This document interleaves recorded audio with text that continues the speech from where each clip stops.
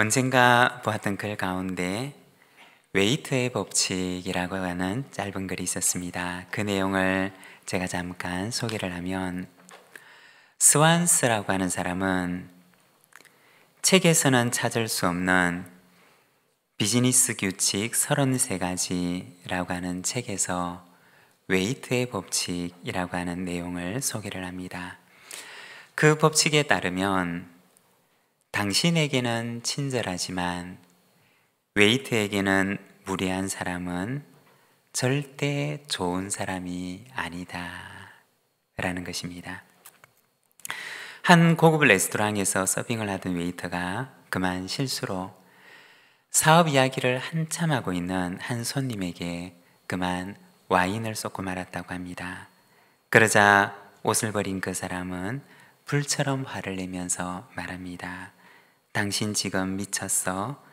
당신 내가 누군지 알아? 여기 지배인 나오라고 그래. 맞은편에서 그 사람과 중요한 계약을 하기 위해서 앉아있던 사람은 당시 의료업계에서는 거물이었던 여성 사업가 브렌다 반스라고 하는 사람이었습니다. 그런데 식사가 끝나자마자 이 여성 사업가는 그 사람과의 거리를 취소해버렸다고 합니다.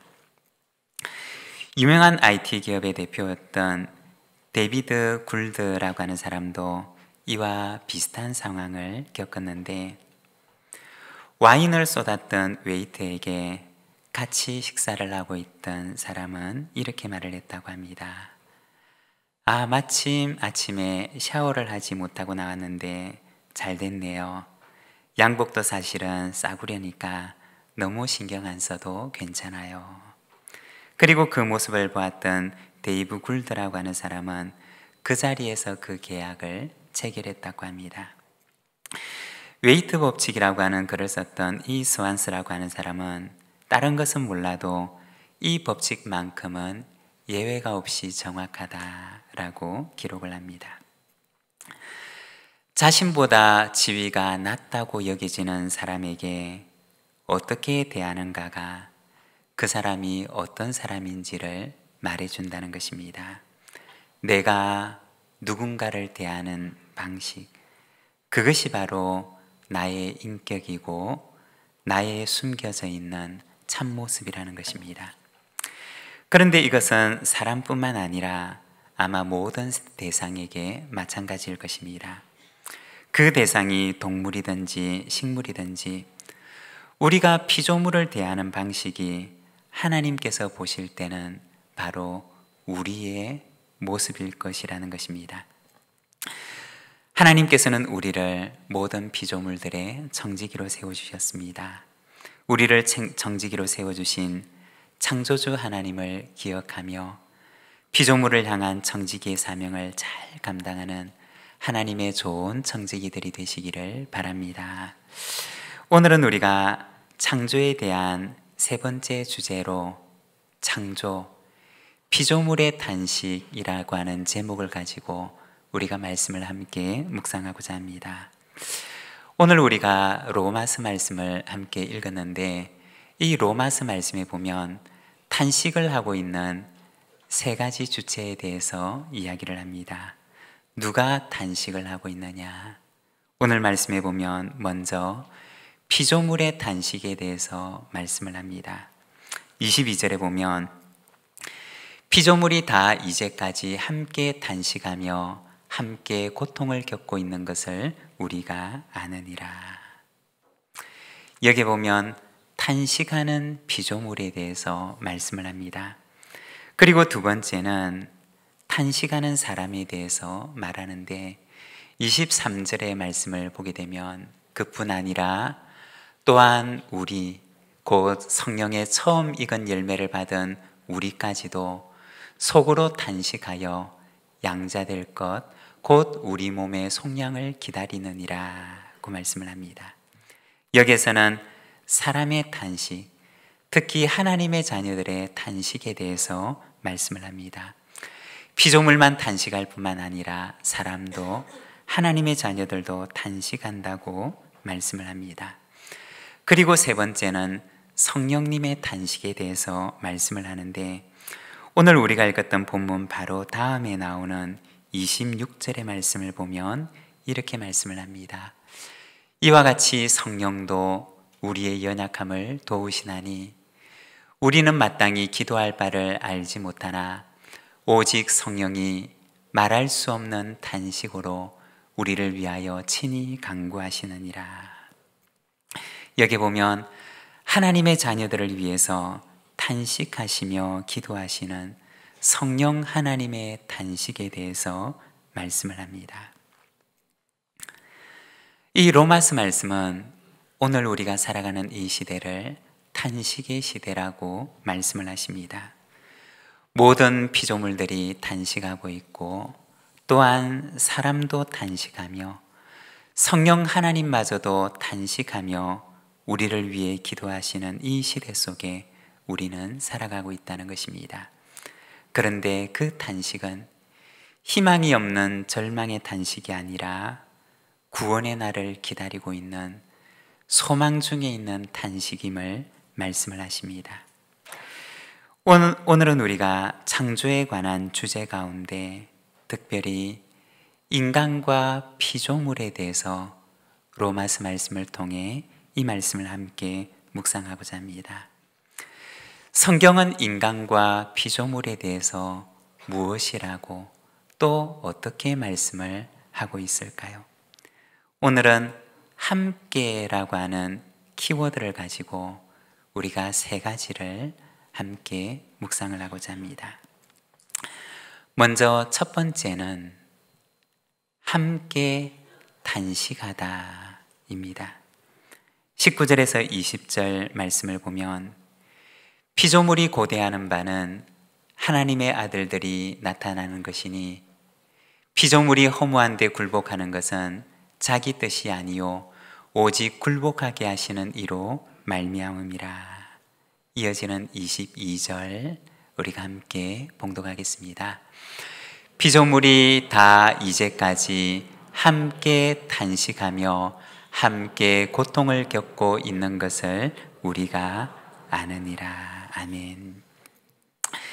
여기 이 로마서 말씀을 보게 되면 인간과 피조물 이 두 존재를 함께라고 하는 단어를 가지고 하나로 묶고 있는 것을 보게 됩니다. 피조물이 다 이제까지 함께 탄식하고 함께 고통을 겪고 있는 것을 우리가 안다고 말씀을 합니다. 누구와 함께 고통을 받고 누구와 함께 탄식한다는 말일까요? 피조물이 우리와 함께 사람과 함께 고통하고 탄식한다는 말입니다. 우리가 성경을 보게 되면 하나님께서는 인간의 운명과 피조물의 운명을 하나로 묶어 놓으시는 것을 보게 됩니다.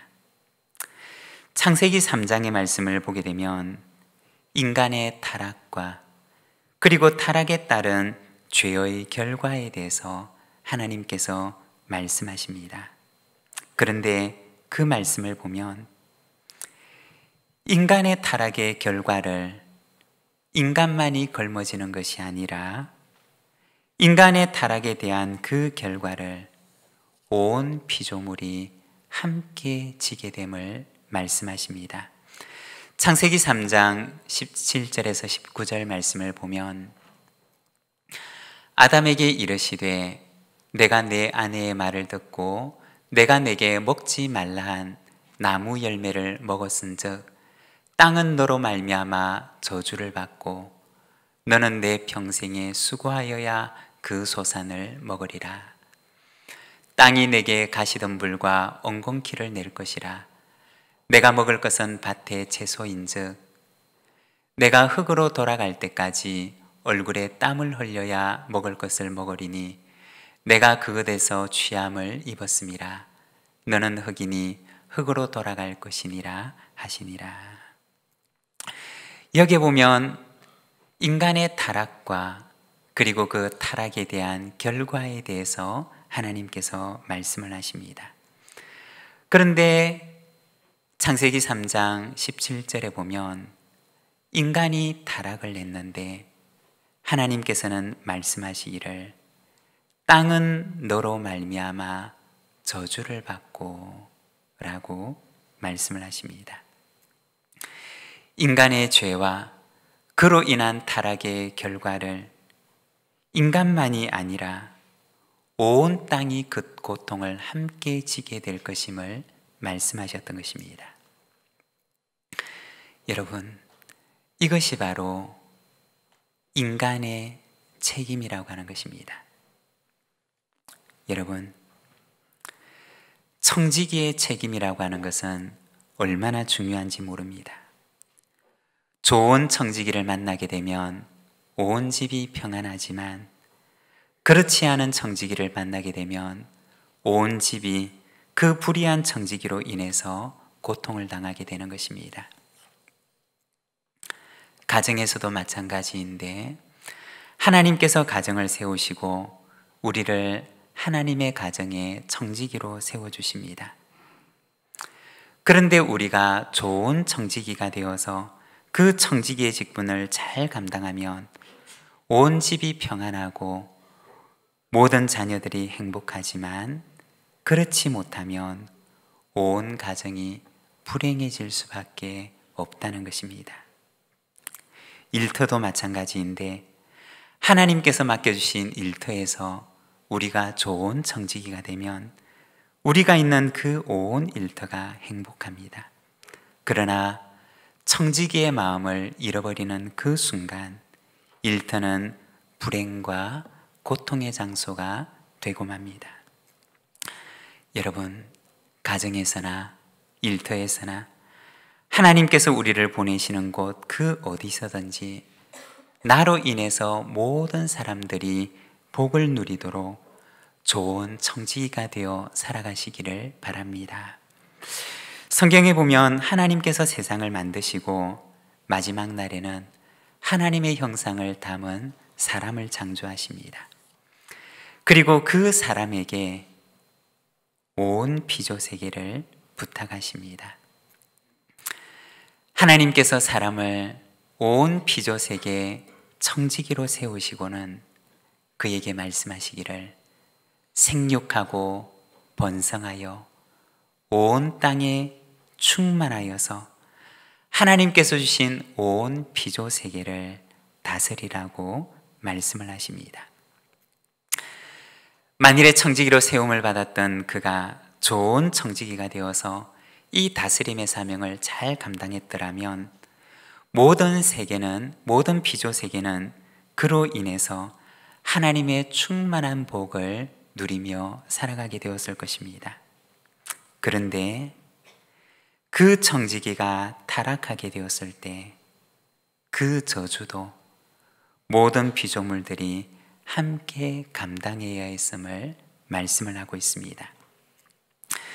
성경을 보면 하나님께서는 인간과 모든 피조물을 하나의 운명 공동체로 만들어 놓으셨다는 것입니다. 함께 복을 누리며 함께 고통을 받는 공동 운명을 가진 공동체로 만드셨다는 것입니다. 이것이 바로 성경이 이야기하고 있는 피조물과 인간과의 관계입니다. 여러분, 피조물과 사람은 같은 운명을 지니고 있는 공동체입니다. 그런데 온 피조물의 청지기로 세우신 하나님의 그 위탁과 부탁을 잊어버리고 마치 자신이 그 피조물의 주인인 양, 마치 그 피조물을 주인 없는 것을 준 사람인 양, 그 피조물을 내 것인 양 아무렇게나 사용하고 파괴하고 소비하고 낭비하는 것은 비단 그 피조물을 향한 행위일 뿐만 아니라 그 행위는 곧 자기 자신을 향한 행위가 될 것임을 말씀을 하는 것입니다.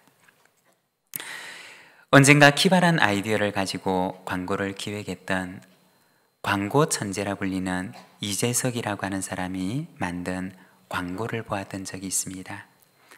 그 중에 2개의 광고 사진을 가져와 봤는데, 하나는 긴 총구를 가지고 있는 총을 군인이 누군가를 향해서 겨누고 있는 사진입니다.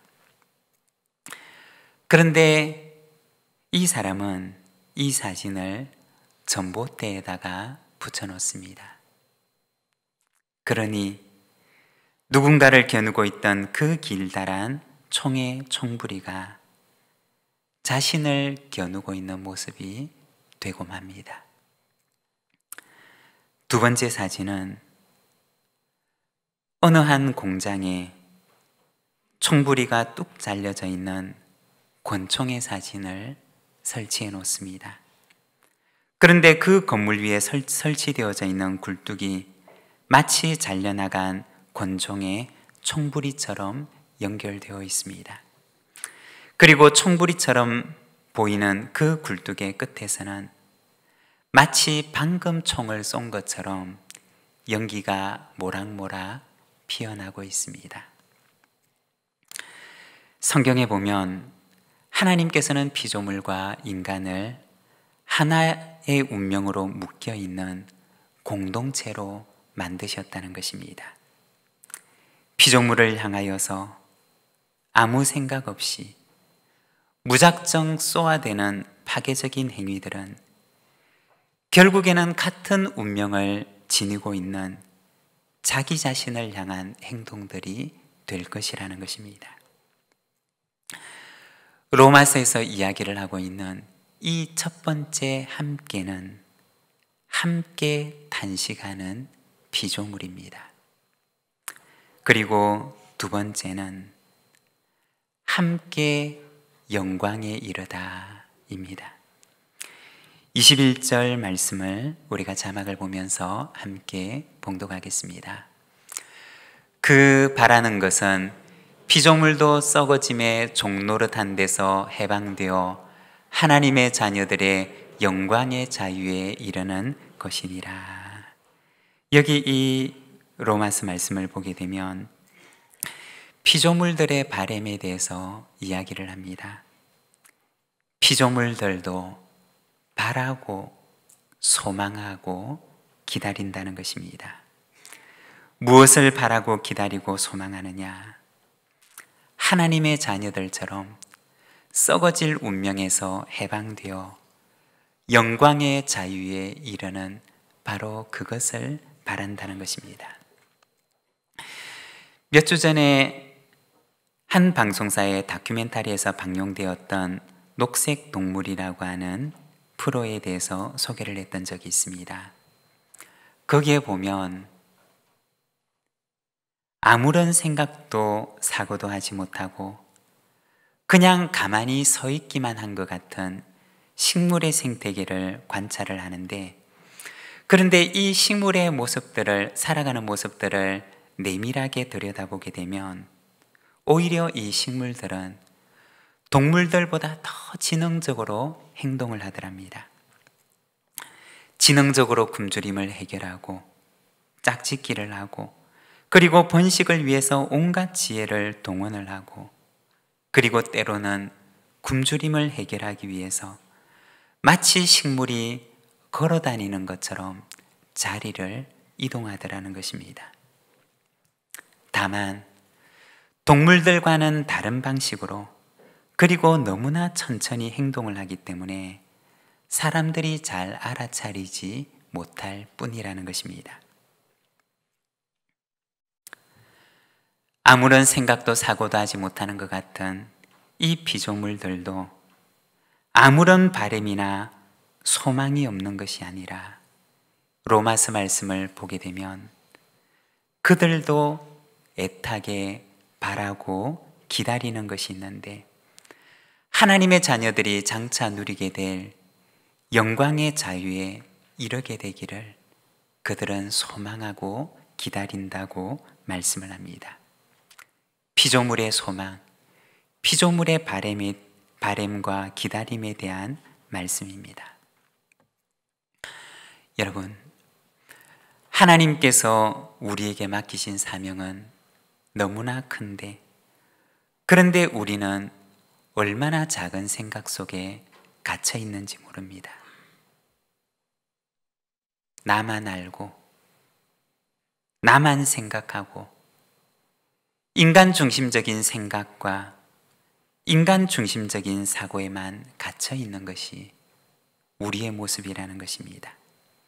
나만 좋으면 됐지, 나만 편하고 유익하면 됐지 라고 생각하며 하나님께서 우리에게 위탁하신 그 피조물을 함께 생각하지 못하는 것이 바로 우리의 작은 이기심과 우리의 생각의 한계라는 것입니다.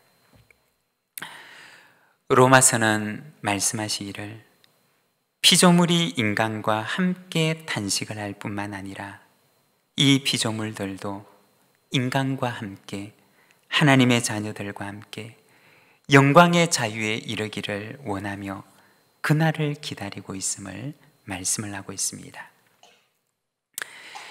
인간과 피조물은 한 소망을 가지고 같은 길을 걸어가는 좋은 친구이고 좋은 동반자라는 것입니다.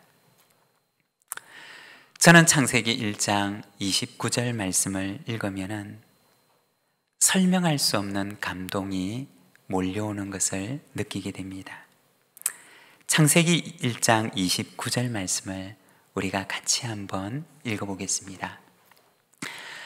하나님이 이르시되 내가 온 지면에 씨 맺는 모든 채소와 씨 가진 열매 맺는 모든 나무를 너희에게 주노니 너희의 먹을거리가 되리라. 아멘. 여기 보면 하나님께서 사람에게 채소를 그리고 나무의 열매를 선물로 주시는 것을 기록을 하고 있습니다. 우리가 창세기의 그 장면으로 돌아가 보게 되면 하나님께서 지으셨던 세상은 어떤 세상이었느냐? 서로가 서로에게 선물이 되는 세상이었습니다. 하나님께서 피조 세계에 주셨던 가장 큰 선물은 하나님의 형상을 담고 있고 하나님의 마음을 가지고 있는, 그리고 그 마음을 가지고 피조물을 돌보고 섬기는 사람이라고 하는 존재였습니다. 하나님께서는 이 사람을 지어서 온 피조 세계에 가장 큰 선물로 그를 안겨다 주었던 것입니다. 그리고 또한 뿐만 아니라 사람에게는 씨 맺는 채소와 씨 가진 열매 맺는 나무를 선물로 주십니다. 나무와 사람은 서로의 가장 좋은 선물을 서로를 위해서 나누는 제일 좋은 친구이고 서로에게는 축복 같은 존재였다는 것입니다. 뿐만 아니라 모든 피조 세계의 관계가 바로 그러하였습니다. 서로가 서로에게 하나님께서 주시는 선물 같은 존재가 되었던 것이 바로 그 첫 창조 세계의 모습이었다는 것입니다. 그리고 하나님께서는 그 모습을 보시고 하나님 보시기에 좋았더라고 말씀하셨습니다. 여러분, 그 모습을 한번 생각해 보십시오. 서로가 서로에게 선물이 되는 세상, 서로가 서로에게 축복이 되고 서로가 서로에게 기쁨이 되는 그 세상, 하나님께서 그 모습을 보시고 너무나 좋았다고 말씀하셨던 그 세상, 이것이 바로 하나님께서 만드신 세상이며 하나님께서 지으셨던 우리의 모습이라는 것입니다. 여러분, 우리는 서로에게 선물 같은 존재로 하나님께서 지으셨습니다. 그리고 우리는 모든 피조물에게 하나님의 지극한 선물 같은 존재로 우리를 만드셨다는 것입니다. 여러분, 우리 곁에 계신 분들에게 이렇게 한번 인사를 나누겠습니다. 당신은 하나님의 선물입니다. 인사하겠습니다. 당신은 하나님의 선물입니다. 여러분, 그렇습니다. 나는 누군가에게, 또 그는 나에게 선물이 되는 존재가 바로 하나님께서 만드신 이 세상의 모습이라는 것입니다.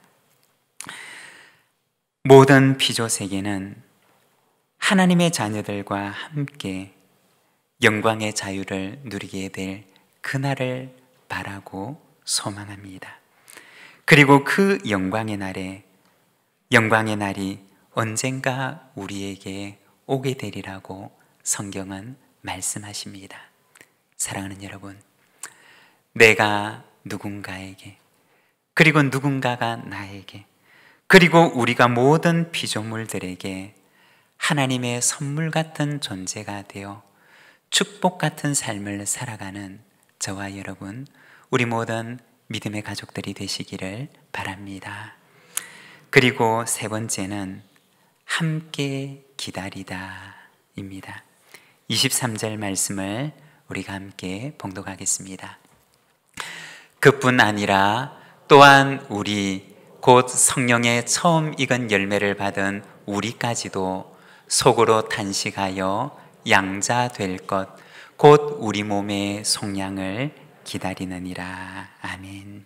여기에 보면 성령의 처음 익은 열매, 즉 성령의 선물을 받은 하나님의 자녀들의 기다림에 대해서 말씀을 합니다.